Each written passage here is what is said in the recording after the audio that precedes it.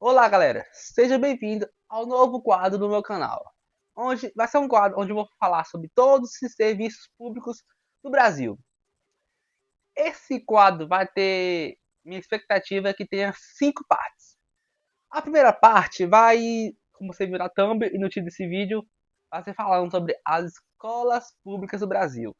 As outras partes vocês verão em breve. Então, já rola a vinheta e vem pro vídeo.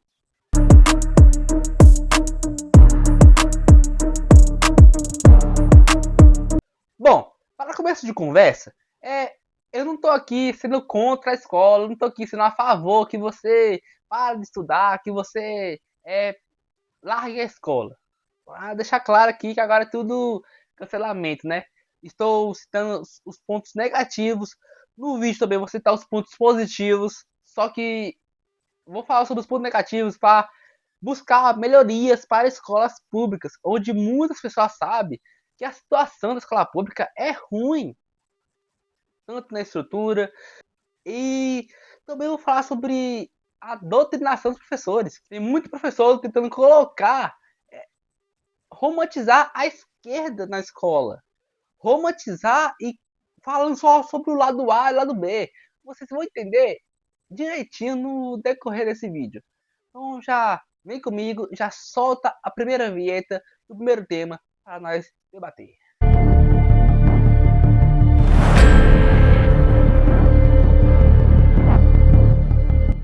O professor é a parte principal de uma escola. Sem o professor, não tem aula. Se não tem aula, não tem escola. Correto? Correto. Falando de professor do ensino fundamental até o ensino médio, que é quando já tem aqueles professores da área de humanas, principalmente geografia e história, no ensino fundamental, já começa a ter esses professores de humanas. E esses professores de humanas, muitas das vezes, são professores declarados esquerdistas. Há um estudo que cerca de 85% dos professores de história são de esquerda. Esse dado é de 2018. Então temos total certeza que esse número aumentou. Não só de história, mas também de outras matérias. Eu peguei história aqui porque foi o dado que eu achei mais claro, mais melhor de se colocar nesse vídeo no roteiro. E não tem nenhum problema desse professor ser de esquerda. Até porque vivemos um país democrático. Vivemos num país onde você pode escolher quem você quer votar, o que você quer defender, expor sua opinião, e até aí tudo bem. O problema é que muitos professores tentam colocar, ensinar isso dentro de sala de aula. Como assim, Tiago? Bom, muitos professores tentam romantizar a esquerda, como já aconteceu comigo em diversos casos que eu escutei de pessoas falando que professor fala que a esquerda foi boa para o país, o Lula foi bom para o país, o comunismo é a melhor forma de combater a desigualdade, e por aí vai. Tentando colocar as ideias de esquerda como as melhores ideias do mundo, sendo que não são. Muitos professores romantizam alguns países de esquerda, países socialistas, países comunistas, pessoas comunistas, como tem diversos professores indo com camisa do Lula aqui estampado, do Karl Marx, já vi também, vi esse ano, eu fiquei, cara, do Karl Marx, professor indo com camisa da bandeira da Cuba, e por aí vai, romantizando isso, como eu citei no vídeo aqui do capitalismo e comunismo, muitos professores explicam só apenas o lado A, não explicando o lado B da história. E quando explica o lado B, ele explica de forma resumida do que eles entendem. Falando sobre os pontos negativos e no lado A falando só apenas os pontos positivos. Como assim? Quando eu vou explicar sobre o comunismo, ele só fala sobre as coisas boas. Se é que tem coisas boas. Mas quando eles vão falar do capitalismo, só fala sobre as coisas ruins. Coloca o capitalismo como vilão da história, como a coisa ruim que tem na história e tudo mais. Professor, dentro da sala de aula, tem que ser neutro. Para justamente nesses casos, onde vai explicar sobre o lado A e o lado B, explicar de forma clara, falar sobre os pontos negativos, os pontos positivos, porque nenhum sistema aqui é perfeito. A direita não é perfeita, a esquerda não é perfeita, tem esses pontos negativos, tem esses pontos positivos, o comunismo tem esse ponto negativo, o capitalismo também tem esse ponto negativo, e por aí em diante. Só que você tem que ser neutro dentro da sala de aula. Você não pode ser apenas de um lado. Se você separar uma aula para um debate, você debater com os alunos, você debater com outras pessoas, aí sim, tudo bem, você pode dispor sua ideia. Mas uma aula que você está explicando, matéria de prova, você tem que falar sobre os pontos A, ponto B, ponto C, ponto D. Falar sobre tudo.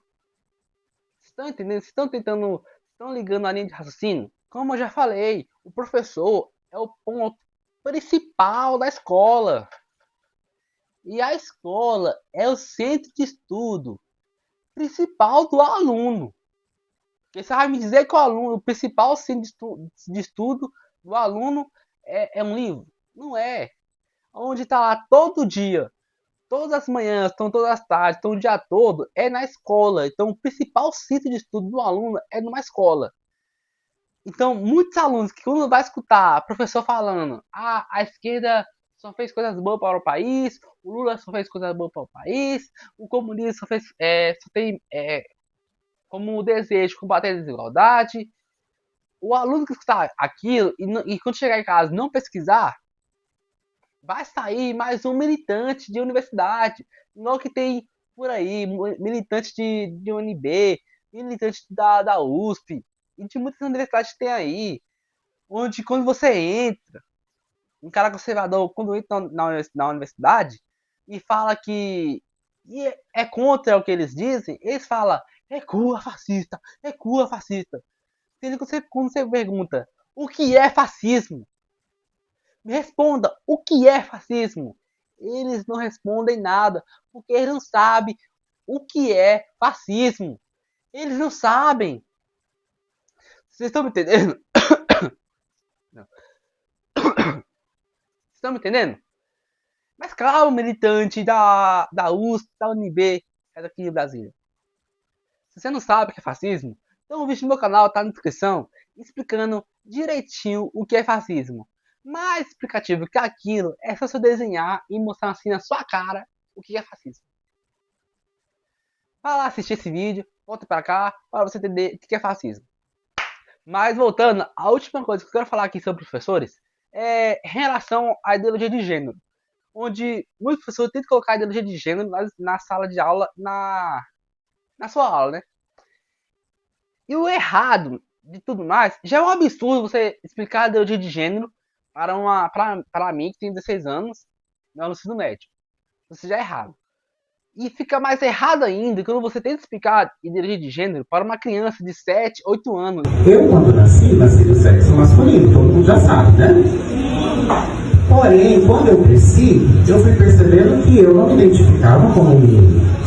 Eu gostava das coisas de menina. Isso é um absurdo.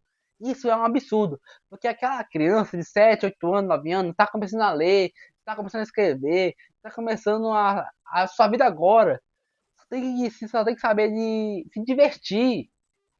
Só tem que saber de brincar, de conversar com a coleguinha, de aprender as lugares e tudo mais.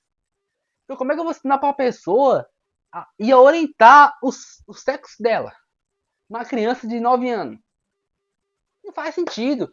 A escola assim tem o direito e tem o dever de ensinar a respeitar.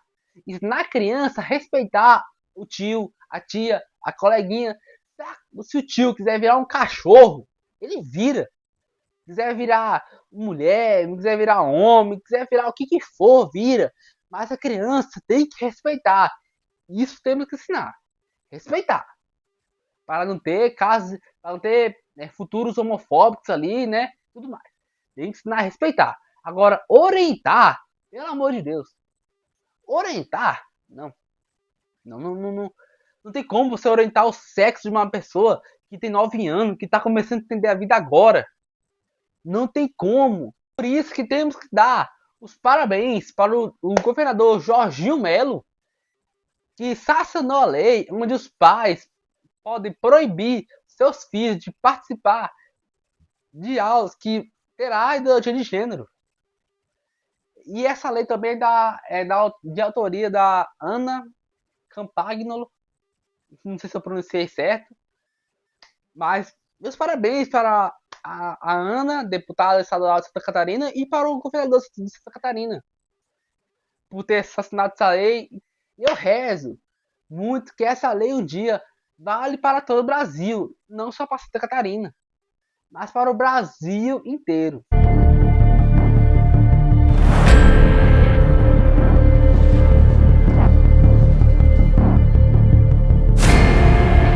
Infraestrutura da escola pública.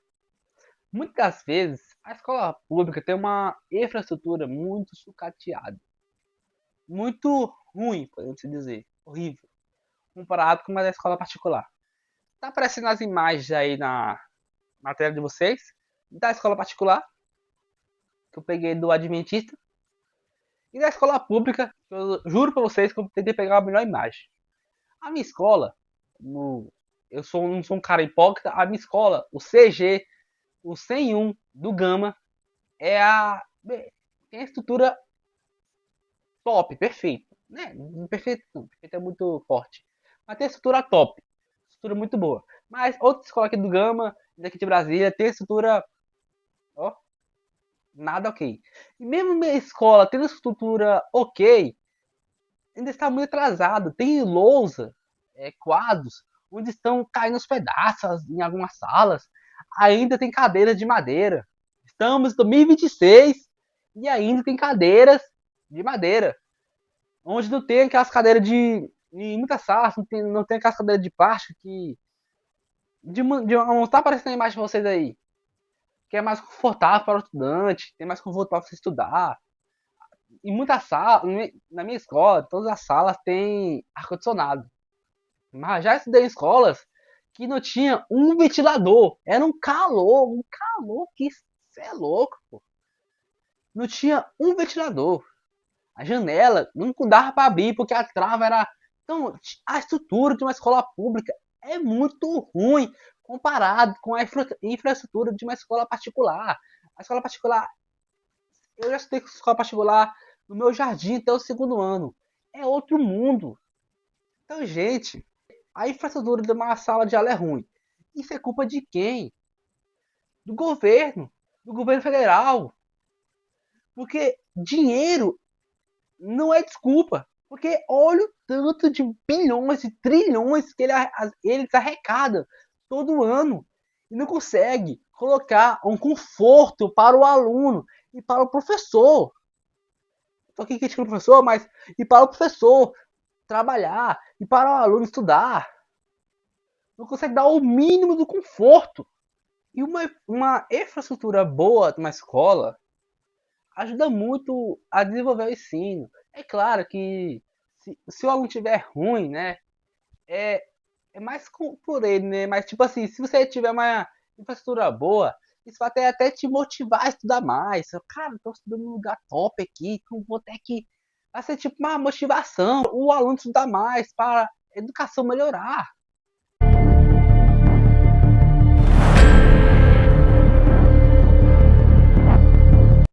Outra coisa que eu quero ensinar aqui é os estilos dos alunos. Onde numa escola pública, eles não são severos com seus alunos, você não bota punição com seus alunos.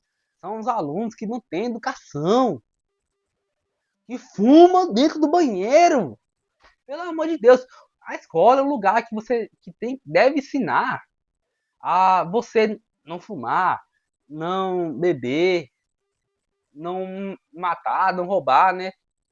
Só que escolas públicas têm casos de esfaqueamento, não sei o que, de fumar, de droga de dentro da sala de aula. A escola particular tem? Tem. Mas quando pega, bom, nas que outras pessoas que eu conheço estudam, e que falam pra mim, que quando pega, a punição muito pior do que uma escola pública. Porque quando uma pessoa pega um diretor, pega um jovem fumando dentro do banheiro e dá uma advertência, em raros casos, dá uma suspensão, e por ali em diante, sendo que, pô, isso vai ajudar o quê?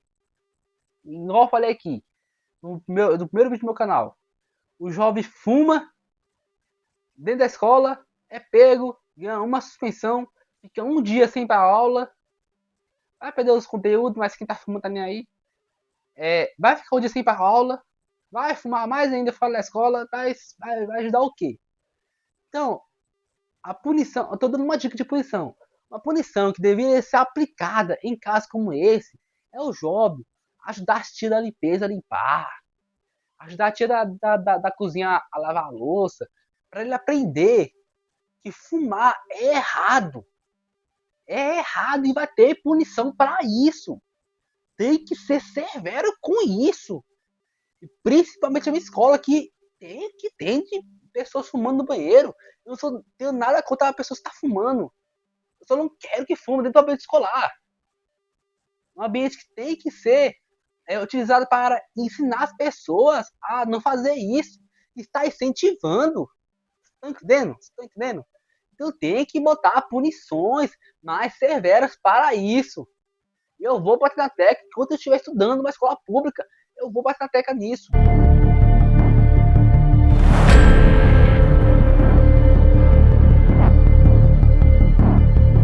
Bom, e para finalizar, a perseguição que tem dos jovens conservadores. O tratamento de uma pessoa que é de esquerda, numa escola pública, principalmente dos professores de humanas, é totalmente diferente do tratamento de uma pessoa conservadora, comparado a eu, principalmente. Eu sou um cara que desde o sétimo ano eu sou um cara perseguido pelos professores, infelizmente. E me orgulho disso, porque eu estou lutando pelos jovens, não só de direita, mas também esses jovens militantes também, tentando melhorar esse país, tentando ajudar esse país. Desde o sétimo ano, sou um cara perseguido. Houve casos ali que teve professores considerados de esquerdas. Totalmente, eles sabem de que eu tô falando. Mas tem meu total respeito. Nós se fala até hoje e eu tenho respeito a eles. São dois professores que marcaram minha vida e deram conselho que eu sigo até hoje, que são de esquerdas, mas me respeitam. Mas em muitos casos, tem professores que não respeitam a opinião do aluno e o aluno é perseguido. Só porque bota sua opinião em prática, o professor reprova o aluno, o professor tira a nota do aluno, o professor para dar uma nota. Bom, galera, o cenário mudou. Isso porque quando eu tava editando um vídeo, esse vídeo já vai ter postado fazia tempo. Só que quando eu tava editando, os 2 minutos que faltava saiu sem som, porque o microfone ele descarregou. Mas tava faltando só 2 minutos só, então resolvi gravar por aqui, que eu já tô gravando outros vídeos pra você. Pra quem não sabe, eu posto vários shorts sobre curiosidades. Então, já como eu já tava gravando aqui, eu vou continuar gravando aqui também. Eu tava falando que os professores, para dar uma nota pro aluno, é muito difícil, porque há uma perseguição, entende? Então, eu tava terminando o vídeo falando assim, há uma perseguição, porque somos jovens conservadores. Então, como eu já falei, quando vai contra os princípios dele, contra a opinião dele, eles começam a perseguir nós, como já aconteceu comigo várias e várias vezes. E eu também estava citando no vídeo, no decorrer do vídeo, que a escola e o ensino do Brasil, do ensino público do Brasil, tem que colocar coisas vantajosas para nós, como uma educação financeira, como aula de curso técnico, é, informática e por aí em diante. Não acrescentar ideologia de gênero, não uma doutrinação de esquerda, porque o que isso vai me ensinar para a vida? Agora, uma educação financeira vai me ajudar muito, porque a maioria dos brasileiros são endividados atualmente, porque não sabe ter controle do seu próprio dinheiro. Então, uma educação financeira ajudaria muito para jovens no futuro não serem endividados.